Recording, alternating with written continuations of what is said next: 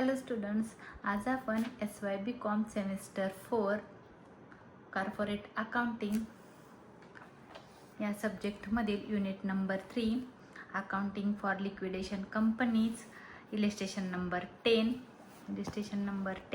Unit number 3 page number 3.41.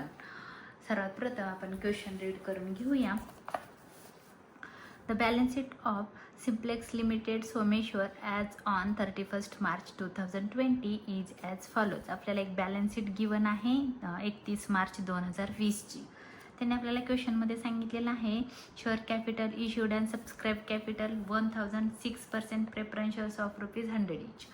1000 number of preference shares आहेत. एक त्याच्यावरचा जो रेट ऑफ इंटरेस्ट आहे किंवा डिव्हिडंड आहे 6%. 1,00,000 रुपये आपल्याला द्यायचं आहे कारण ती लायबिलिटी आहे. 20,000 equity shares of ₹100 each fully paid. म्हणजे जे इक्विटी शेअर्स आहे त्यांनी 100 रुपये 2,000 जणांनी 100 रुपये पूर्ण दिलेले आहेत. त्यांना 2,00,000 रुपये आपल्याला परत करायचे आहेत. 3,000 equity shares of ₹100 each ₹50 paid. 3,000 हे नंबर ऑफ शेअर होल्डर्स आहेत, इक्विटी शेअर होल्डर्स आहेत. 100 रुपये त्यांनी द्यायला पाहिजे होते पण त्यांनी त्यातले 50 रुपयेच कंपनीला दिलेले आहेत. म्हणजे कंपनी त्यांना किती परत करू शकते? 50पेक्षा जास्त पैसे परत करू शकत नाही. तर त्यांना 1,50,000 रुपये आपल्याला कंपनीला देणं आहे. त्याच्यानंतर सांगितलेलं आहे सेक्युर्ड लोन तारण कर्ज आहे 6% डिबेंचर्स 6% व्याजाचा दर आहे. पब्लिक सेक्टरमधून आपण लोन घेतलेलं आहे. ॲसेट तारण आहे. Floating charges on all assets म्हणजे याचा अर्थ ॲसेट्स आहेत त्याला तारण ठेवलेले आहेत, गहाण ठेवलेले आहेत किंवा सेक्युर्ड केलेले आहेत. आणि 1,00,000 रुपये आपण कर्ज घेतलेलं आहे ते परत करायचं आहे. बँक लोन आहे mortgage on land and building. त्याला लोन घेतले 1,00,000 रुपये आणि त्याला लँड अँड बिल्डिंग ही काय आहे? मॉर्गेज आहे. मी त्याला स्टार केलेलं आहे कारण मग आपल्याला ही ॲसेट रिअलाइजमध्ये घेता येत नाही, बघावं लागतं सरप्लस आहे का पेमेंट आहे. तर आपण त्याला कम्पेअर करू, पुढं रीड केल्यानंतर कळेल. तर मग बघू आपण नंतर काय येतं ते. Current liabilities and provisions sundry creditors आहेत 90,000. इन्कम टॅक्स आहे 10,000. तर इन्कम टॅक्स हे प्रेफरन्शियल क्रेडिटर्समध्ये येतं कारण त्याचा क्रमांक अगोदरचा असतो. अग्रहक्काचे देणकरी आहेत ते इन्कम टॅक्स. आपल्याला सर्वात प्रथम इन्कम टॅक्स पेड करावं लागेल, नंतर सन्ड्री क्रेडिटर्स पेड करावे लागतील. तर लँड अँड बिल्डिंग ॲसेट आहे plant and machinery, stock, debtors, cash at bank. Cash at bank आपल्याला सुरुवातीलाच आपण कॅश बॅलन्स म्हणून घेत असतो. त्याच्यानंतर सांगितलेलं आहे मिसलेनियस एक्सपेंडिचर्स आहेत. प्रिलिमिनरी एक्सपेन्सेस हा स्थापनेचा खर्च आहे. हा आपण ॲसेट म्हणून त्याला कन्सिडर केलं जातं बट ते आपण विकू शकत नाही आणि आपल्याला त्याच्यापासून पैसे मिळत नाहीत म्हणून आपण प्रिलिमिनरी एक्सपेन्सेसचं काही करणार नाही म्हणून मी त्याला क्रॉसची साईन केलेली आहे. प्रॉफिट अँड लॉस आहे बिझनेस डेफिसिट म्हणजे लॉस झालेला आहे 60,000 रुपयेचा. तर तो लॉस आपण कुठेही विकू शकत नाही किंवा त्याच्यापासून आपल्याला पैसे मिळत नाहीत म्हणून ह्याला आपण क्रॉसची साईन केलेली आहे. Preliminary expenses and business deficit म्हणजेच प्रॉफिट अँड लॉसचं पोस्टिंग करायचं नाही. त्याच्या पुढे आपल्याला ॲडिशनल इन्फॉर्मेशनमध्ये सांगितलेलं आहे the company went into liquidations on 31st March 2020. कंपनीनं काय केलेलं आहे? तिचं लिक्विडेशन झालेलं आहे. लिक्विडेशनमध्ये त्यांनी सांगितलेलं आहे की 31 मार्च 2020ला लिक्विडेशन झालेलं आहे, बंद झालेली आहे company. The preference dividend were in arrears for 3 years. आता ह्याला मी अंडरलाईन केलेली आहे कारण 3 वर्षाचा ॲरियर्स म्हणजे त्याचा जो डिव्हिडंड आहे तो द्यायचा राहिलेला आहे 3 वर्षाचा. कोणाचा? तर प्रेफरन्सवाल्यांचा. प्रेफरन्सवाले आहेत. प्रेफरन्स शेअर कॅपिटल होतं 1,00,000, त्यांना 1,00,000 परत करायचं आहे. त्याच्यावर 6% बघा इथं लिहिलेलं आहे 6% काय करायचं आहे आपल्याला? डिव्हिडंड पेड करायचं आहे. आणि किती वर्षाचा? तर 3 years. हे लक्षात ठेवा 3 वर्षाचा डिव्हिडंड आपल्याला द्यायचा आहे. Principal plus dividend. त्याच्यानंतर सांगितलेलं आहे the arrears are payable on liquidation. लिक्विडेशनच्या वेळेस काय करायचं आहे आपल्याला? पेएबल म्हणजे देणं आहे ॲरियर्स असं सांगितलेलं आहे. आणि the assets were realise as follows. Land and building विकलेली आहे 2,40,000 रुपयाला. तर सर्वात प्रथम तुम्हाला इथं बघावं लागेल तो सरप्लस येतोय का डेफिसिट येतोय म्हणजे पेमेंटला येईल का प्लस रिसिप्टला येईल. तर बघा लँड अँड बिल्डिंगची व्हॅल्यू होती 2,00,000 रुपये. बँक लोन घेतलेला आहे 1,00,000 रुपये आणि बिल्डिंग विकलेली आहे 2,40,000 रुपयाला. तुम्हाला पैसे किती मिळाले? 2,40,000 रुपीज. लँड अँड बिल्डिंग विकली आणि 2,40,000 रुपये आले. तुम्ही काय कराल, त्याच्यातून हे 1,00,000 रुपये लोनचं पेड कराल, कारण त्याला तारण आहे लँड अँड बिल्डिंग, म्हणून आपण ते लोनचे पैसे देऊन टाकले. बिल्डिंग विकली आणि लोनचे पैसे भागवून टाकले, देऊन टाकले. आपल्याकडे राहिले 1,40,000 आहे सरप्लस फ्रॉम सिक्युरिटीमध्ये येईल, कारण राहिले आपल्याकडे, शिल्लक राहिले, म्हणजे आपण हे दुसऱ्यांचे देणं पेड करण्यासाठी आपण त्याचा यूज करू शकतो. म्हणून 1,40,000 ही काय आहे, आपल्याकडं शिल्लक राहिलेले आहेत. म्हणजे हे रिसिटला येईल, पेमेंटला येणार नाही. तर हे लक्षात ठेवा, ही बिल्डिंग आहे, ही येणार आहे land and building securities from सरप्लसमध्ये, आणि अमाऊंट येईल रिअलाइज्ड व्हॅल्यूमध्ये 1,40,000. इस्टिमेटेड व्हॅल्यू होती त्याची 2,00,000 रुपीज. तर हे असं आपल्याला नंतर पोस्टिंग करायचं आहे. म्हणून काय करायचं आहे, जेव्हा पण तुम्ही ही लँड अँड बिल्डिंगला, मी इथं पण अमाऊंटला थोडीशी अंडरलाईन करून ठेवते, कारण मग ते चुकून रिअलायझेशनमध्ये येतं. म्हणून आपण ॲसेट रिअलाइज झालेली आहे आणि लिक्विडेटरनंच केलेली आहे, पण ते काय आहे, सरप्लसमध्ये येणार आहे. सिक्युरिटीज फ्रॉम सरप्लसमध्ये ही व्हॅल्यू येणार आहे. आणि plant and machinery, stock and debtors हे ॲसेट रिअलाइजमध्ये येईल. The expenses of liquidation amounted to ₹8,000. 8,000 हे लिक्विडेशन एक्सपेन्सेस आहेत. आणि the liquidator is entitled to remuneration 2% on the all assets realise. म्हणजे 2% ॲसेट रिअलाइजवर द्यायचं आहे. म्हणजे ह्याच्यावर 2,40,000, 1,80,000, 70,000 आणि 60,000 ह्याची टोटल करायची आणि त्याच्यावर 2% रेव्हन्युएशन त्याला द्यायचं आहे.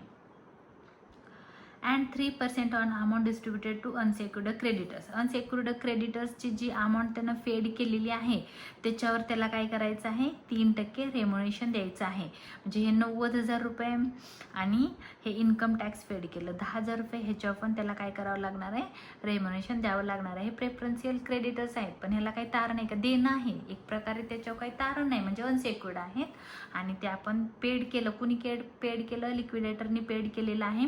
म्हणून हे 90,000 वर पण 3% आणि ह्या 10,000वर पण 3% आपल्याला त्याला रेम्युनेशन द्यायचं आहे. पुढे सांगितलेलं आहे, all payment were made on 1 October 2020. ही तारीख डिबेंचरसाठी असते, हे लक्षात ठेवा. डिबेंचरवाल्यांना जे पेड करणार आहात तुम्ही, इथं बघा आहे 6% डिबेंचर्स, 1,00,000 रुपये द्यायचे आहेत. त्याच्यावर 6% व्याजाचा दर आहे आणि आपल्याला 1 ऑक्टोबरपर्यंत पेड केलेला आहे. तर 1 ऑक्टोबरपर्यंत म्हणजे मार्चच्या पुढं जायचं. मार्चला आपलं इयर एंडिंग झालेलं आहे, इथं सांगितलं 31 मार्च 2020ला आपलं लिक्विडेशन झालेलं आहे. त्याच्यानंतर लिक्विडेशन झालं तरी पण आपण डिबेंचरवाले, म्हणजे लोन आहे, लोनचे पैसे वापरलेले आहेत. किती दिवस वापरले, तर 1 ऑक्टोबर 2020पर्यंत. म्हणजे तुम्हाला 31 मार्च 2020च्या पुढं 1 ऑक्टोबर 2020पर्यंत तुम्ही त्यांचं लोन वापरलेलं आहे, म्हणून त्याच्यावर 6% व्याजाने त्यांचं इंटरेस्ट त्यांना परत करावं लागेल. तर हा झाला आपला क्वेश्चन रीड. आपण आता आन्सर सॉल्व करणार आहोत. लिहिलेलं आहे, prepare the liquidator's final statement of accounts. मग आपण ॲन्सर सोल्युशनमध्ये काय लिहिलेलं आहे मी, liquidator's final statement of accounts of the winding up of Simplex limited Someshwar in voluntary liquidations liquidated on 31 March 2020. ही आहे receipt side, estimated value, realised value, payments, rupees and rupees. असं आपण पहिलं आखून घ्यायचं आहे. सर्वात प्रथम आपल्याला कॅशचं पोस्टिंग करायचं असतं.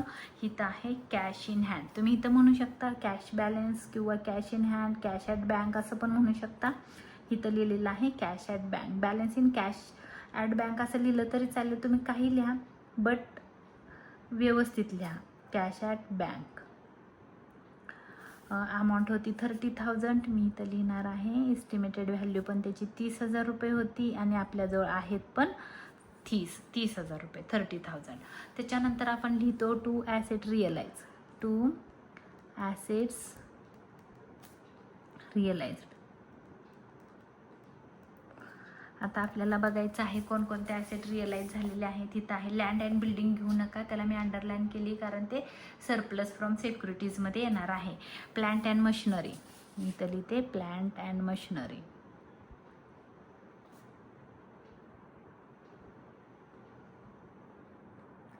आता मी काय करते, ही इस्टिमेटेड व्हॅल्यू रिअलाइज्ड व्हॅल्यूमध्ये 1,80,000 रुपये लिहिते. इस्टिमेटेड व्हॅल्यू मी नंतर लिहिते.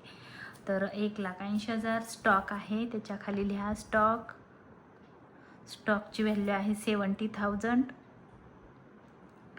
अँड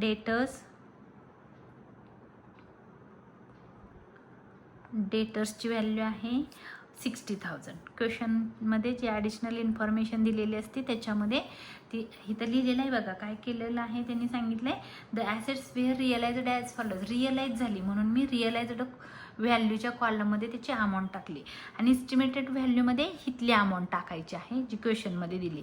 तर आपण इथं पहिलं नाव लिहिलं आहे प्लांट अँड मशिनरीची अमाऊंट आहे 2,20,000. इस्टिमेटेड व्हॅल्यू आहे 2,20,000. त्याच्यानंतर स्टॉक आहे 1,00,000 रुपये, 1,00,000 रुपीज स्टॉकची व्हॅल्यू. आणि डेटर्स आहेत 1,00,000 रुपीज. ही इस्टिमेटेड व्हॅल्यू आहे. आता आपण अजून एक व्हॅल्यू फाइंड केलेली होती सरप्लस. इथं बघा आहे 2,40,000 रुपयाची लँड अँड बिल्डिंग होती. लँड अँड बिल्डिंग आणि लोन पेड केलेला आहे 1,00,000 रुपये आणि सरप्लस राहिलेला आहे 1,40,000 रुपये. म्हणून मी इथं लिहिणार आहे to surplus from securities. Surplus from securities. त्याच्यामध्ये लँड अँड बिल्डिंग.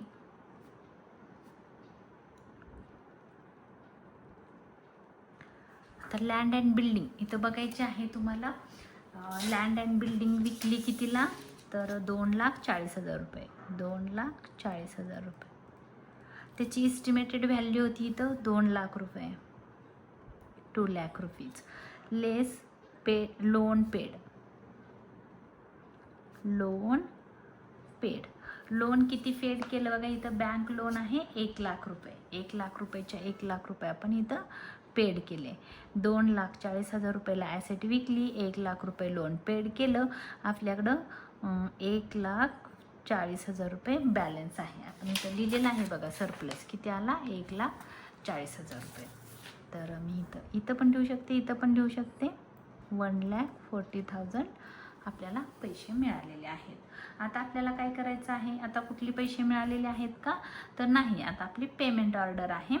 पेमेंट ऑर्डरला आपण सर्वात प्रथम काय काय घेतो, मी तुम्हाला पेमेंट ऑर्डर शिकवलेली आहे. तुम्ही लर्न करून घेतलेली असेल तरी पण मी दाखवते. लिगल चार्जेस, बट आपल्या क्वेश्चनमध्ये लिगल चार्जेस नाही आहेत. The expenses of liquidation amount आहे आणि रेम्युनेशन आहे.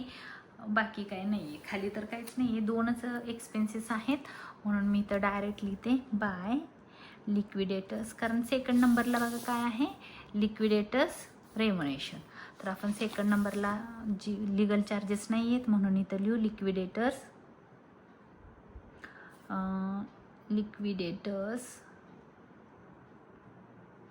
रेम्युनेशन.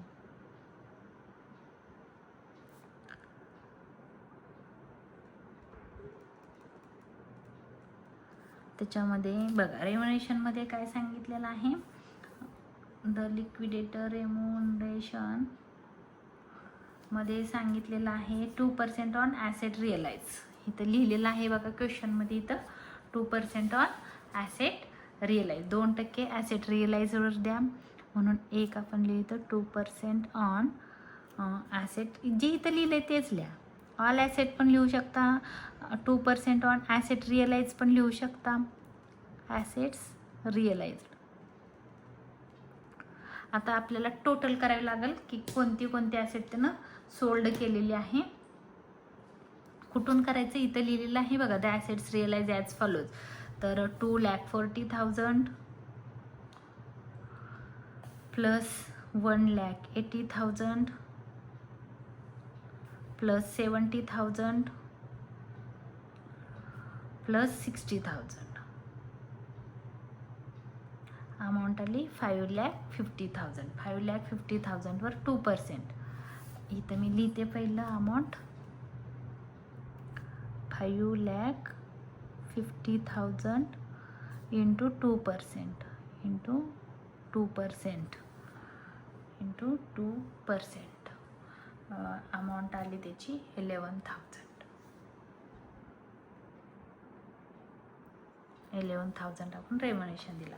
पुढं सांगितलेलं आहे 3% on amount distributed to unsecured creditors.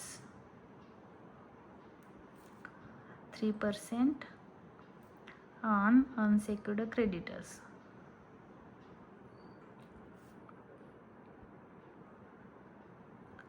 त्याच्यामध्ये एक आहे इथं बघा सन्ड्री क्रेडिटर्स,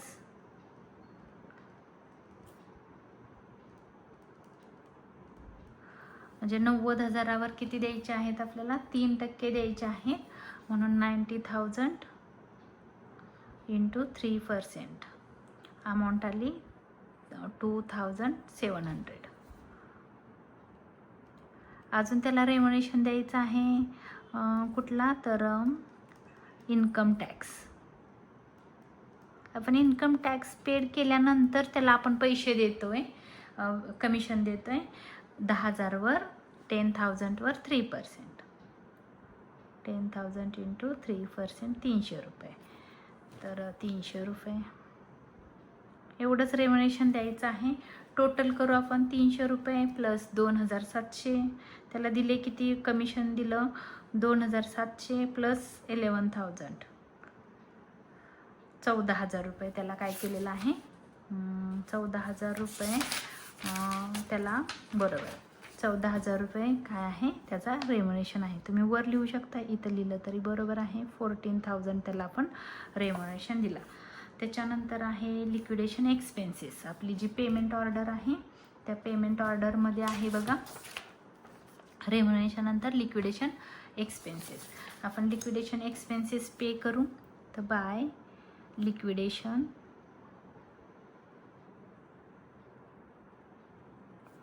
एक्सपेन्सेस. एक्सपेन्सेसची अमाऊंट आहे बघा इथं लिहिलं आहे. The expenses of liquidation amounted to ₹8,000. 8,000 आपण पेमेंट केलं. त्याच्यानंतर आपली पेमेंट ऑर्डर आहे प्रेफरन्शियल क्रेडिटर्स. आता प्रेफरन्शियल क्रेडिटर्स कोण आहे इन्कम टॅक्स. इन्कम टॅक्स हे ग्राहकाचं देणंकरी आहे, म्हणून आपण पहिले इथं लिहूया प्रेफरन्शियल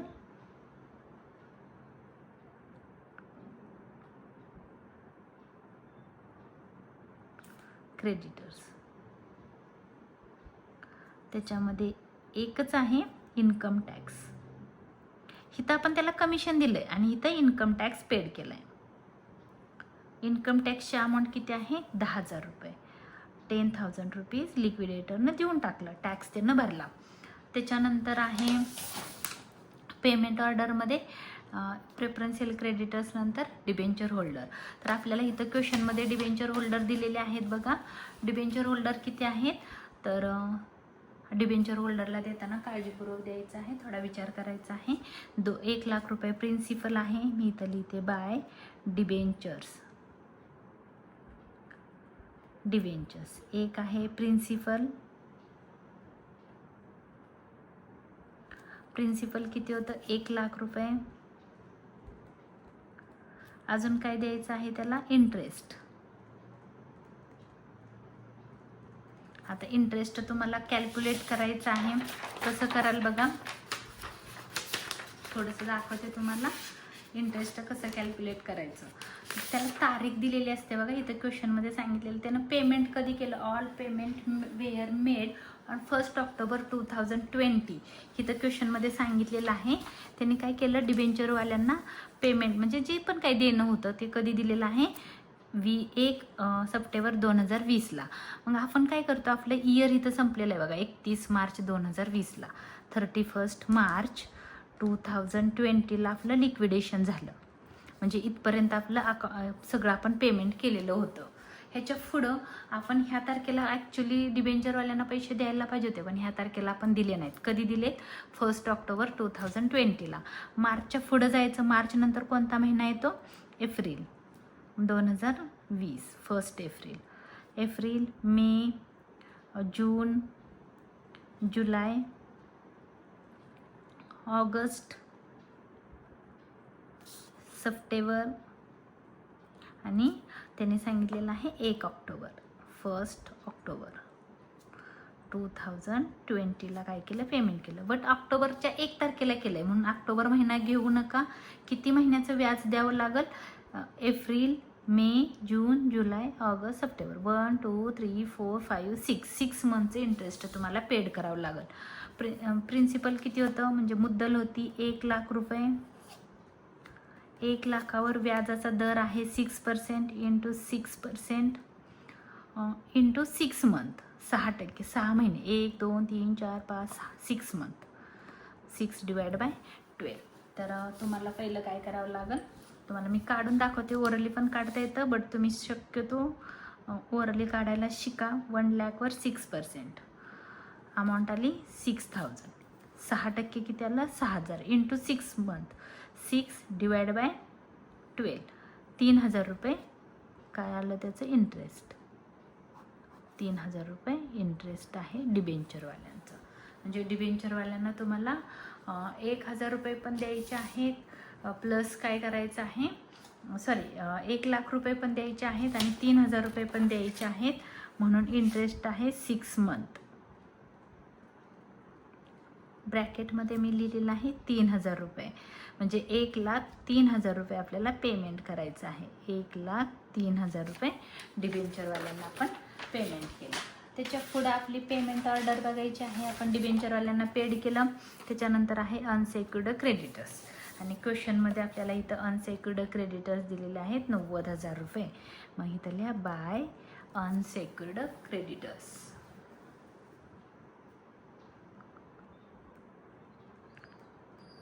अनसेक्युर्ड क्रेडिटर्स 90,000चे 90,000 आपण पेड केले. त्याच्यानंतर तुमची पेमेंट ऑर्डर बघा.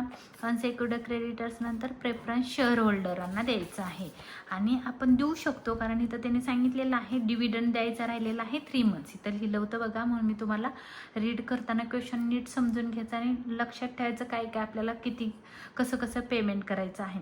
The preference dividend were in arrears for 3 years, 3 वर्षाचा ॲरियर्स द्यायचा राहिलेला आहे.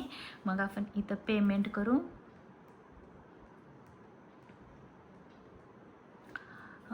प्रेफरन्स शेअर, त्याच्यामध्ये एक आहे प्रिन्सिपल, मुद्दल होती त्याची 1,00,000 रुपये, आणि डिव्हिडंड आहे फॉर 3 इयर्स. 3 वर्षाचा डिव्हिडंड. आता 3 वर्षाचा डिव्हिडंड तुम्ही कसा काढणार आहात, तर बघा 1,00,000 रुपये मुद्दल होती, प्रिन्सिपल आहे 1,00,000 रुपये, 1,00,000 रुपीज प्रेफरन्स शेअर्स, 6% त्याच्यावरचा व्याजाचा रेट ऑफ इंटरेस्ट आहे किंवा डिव्हिडंड आहे 6%. बघा बरं किती येतं आहे, 1,00,000वर 6,000, या 2 शून्यला 2 शून्य, हे 2 झिरो कट झाले, 6 1 जा 6, 1 2 3, 6,000 काय झाला डिव्हिडंड झाला 1 इयरचा, फॉर 1 इयर. एका वर्षाला 6,000 रुपये, तर 3 वर्षाला, कारण इथं सांगितलं 3 इयर्स ॲरियर्स आहे, म्हणून एका वर्षाला 6,000, म्हणून 6,000 इंटू 3 इयर्स, 6 3 जा 18,000 हा काय आहे डिव्हिडंड आहे. कोणाचा आहे तर प्रेफरन्सवाल्यांचा डिव्हिडंड 18,000 रुपये, प्रिन्सिपल 1,00,000 रुपये. तर आपण देऊन टाकूया. इथं लिहा बाय 1,00,000 रुपये लिहिलं, इथं डिव्हिडंड आहे 18,000, म्हणजे प्रिन्सिपल मुद्दल होती 1,00,000, व्याज आहे किंवा डिव्हिडंड आहे 18,000, 1,18,000, 1,18,000 रुपीज आपण प्रेफरन्सवाल्यांना देऊन टाकले. त्याच्यानंतर बघायचं आहे, त्याने असं सांगितलेलं आहे की प्रेफरन्सवाल्यांना द्या, आपण दिलं, बट आता आपल्याकडे पैसे आहेत का नाही ते बघावं लागेल. आपण आता पे नाही करू शकत आहे, बघावं लागेल की आपल्याकडं रिसीट किती झालेलं आहे आणि पेमेंट किती आहे. तर मी थोडंसं बुक साईडला ठेवते, मी बघते माझ्याकडं रिसीट किती झालेलं होतं. 30,000 प्लस 1,80,000. प्रेफरन्सवाल्यांना द्यायच्या अगोदर बघायचं, इक्विटीवाल्यांना द्यायच्या अगोदर बघायचं आपल्याकडे बॅलन्स किती आहे. प्लस 70,000 प्लस 60,000 प्लस 1,40,000, 4 लाख आपल्याकडं बॅलन्स आहे 4,80,000 रुपये. तर आपण काय करूया, थोडंसं एक मिनिट मी लिहून घेते. माझ्याकडं बॅलन्स होता रिसीटचा, रिसीट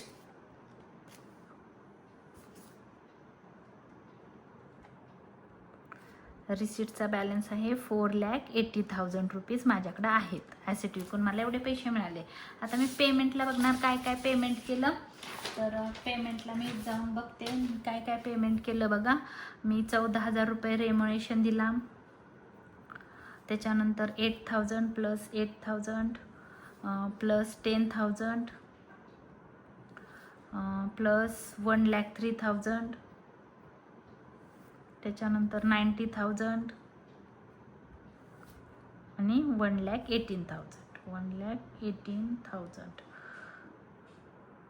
14,000, 8,000, 10,000, 1,03,000, 90,000 आणि 1,18,000. माझ्याकडं टोटल मी पेमेंट किती केलं बघा.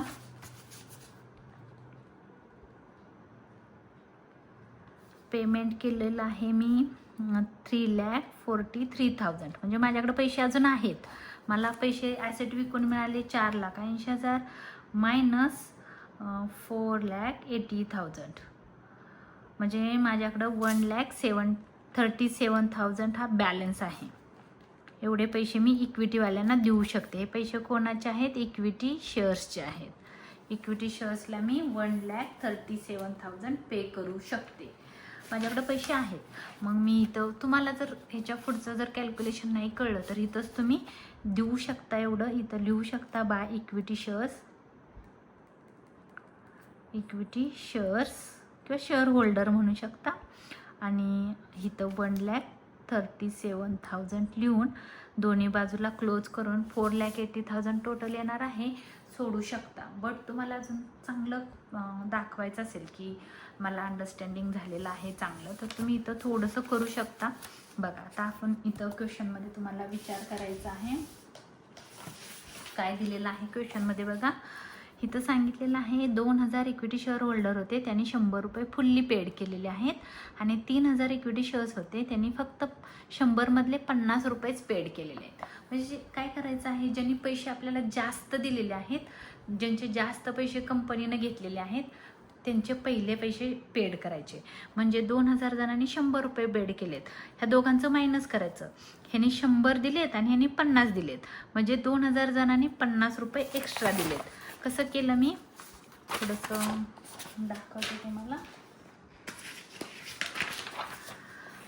ह्यांनी फुल्ली पेड किती केलेत? 2,000 जणांनी 100 रुपये दिले आणि 3,000 जणांनी 50 रुपये दिले. या दोघांचं मायनस केलं म्हणजे 50 रुपये 2,000 जणांनी जास्त दिले. मग पहिलं काय करायचं, 50 रुपये कोणाला द्यायचे तर 2,000 जणांना द्यायचे. जे 2,000 इक्विटी शेअर होल्डर आहे त्यांना 50 रुपीज देऊन टाकायचे. मग बघायचं किती येतं. 5 2 10, 10,000, 1 2 3 4, 10,000 रुपये त्यांना आपण पहिले पेड केले. कुणाला? 2,000 जणांना 50 रुपये पेड केले. 5 2 10 आणि 1 2 3 4, 1 2 3 थांबा, 1,00,000 रुपये. 5 2 10, 1 2 3 4, 1 2 3 4, 1,00,000 रुपये आपण कोणाला पेड केले तर 2,000 जणांना पेड केले. किती रुपीज पेड केलेत बघा, हे 50 रुपये आहेत, हे रुपीज आहेत. 50 रुपये पेड केले 2,000 जणांना. तरी आपल्याकडे पैसे शिल्लक आहेत. आपल्याकडे किती पैसे शिल्लक आहेत तर 1,37,000 रुपये आपण इक्विटीवाल्यांना देणार आहोत. 1,37,000.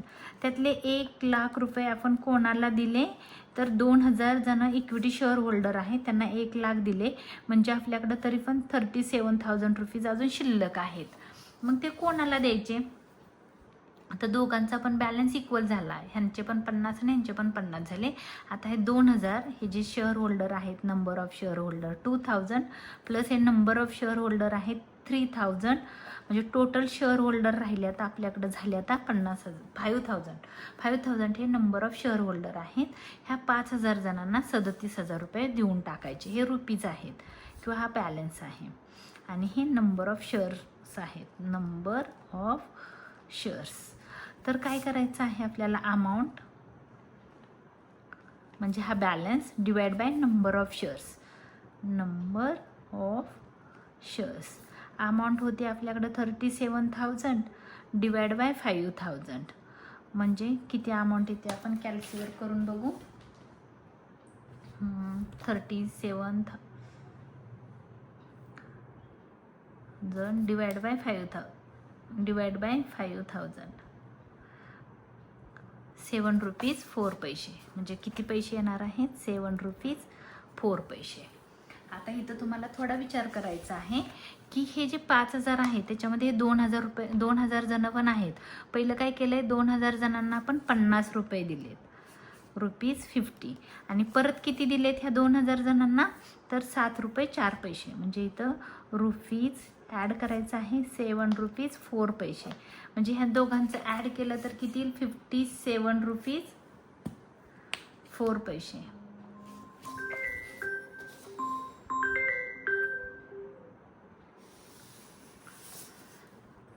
₹57 आपण किती जणांना दिले, तर नंबर ऑफ 2,000 जण आहेत. ह्या एवढ्या इक्विटी शेअर होल्डरांना आपण 57 रुपये 4 पैसे दिले. तर मग मी इथं लिहिणार आहे 2,000 equity shares, 2,000 equity shares at rupees 57 rupees 4 पैसे दिले. म्हणजे किती दिले बघा. आता आपण इथं इंटू करायचं आहे आपल्याला. इंटू करताना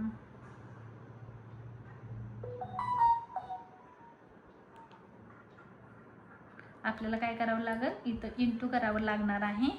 इंटू करताना तुम्हाला करायचं आहे 2,000 जणांना तुम्ही किती पैसे दिले, 2,000 जणांना 57 रुपये 57.4 म्हणजे 1,14,800 रुपीज तुम्ही त्यांना पेमेंट केलेलं आहे. म्हणून इथं लिहा 1,14,800 1,14,800 रुपीज पेड केले. आता तुम्हाला बघायचं आहे मग 3,000 जणांना किती पैसे दिले, तर 3,000 equity shares at rupees 7 rupees 4 पैसे किती दिले त्यांना, 7 रुपीज 4 पैसे. तर इथल्या 7 रुपीज 4 पैसे इंटू करा ह्या दोघांचं 3,000 इंटू 7.4 22,400 आणि टोटल त्याचे आलेले आहे 1,37,000. टोटल तेवढीच आहे. तर हे तुमचं झालं ॲन्सर. दोन्ही साईडची टोटल तुमची इक्वलच येणार आहे. हे जर तुम्हाला ब्रॅकेटमधलं नाही काढायला जमलं, तुम्ही डायरेक्ट बॅलन्स तुम्ही इक्विटी शेअर होल्डरांना दिला तरी तुमचा ॲन्सर बरोबर येईल. एखादा मार्क तुमचा जाऊ शकतो. तर आपण रिसिप्टची मगाशी टोटल केलेली होती. रिसिप्टची टोटल आहे 4,80,000. किती आहे बघा, 4,80,000. दोन्ही साईडला लिहून टाका इथं 4,80,000. आपलं क्वेश्चन इथं संपलेलं आहे. क्वेश्चनचा आन्सर मी तुम्हाला सॉल्व करून दिलेला आहे. हा व्हिडिओ तुम्हाला आवडला असेल तर लाईक करा, शेअर करा, सबस्क्राईब करायला विसरू नका. धन्यवाद.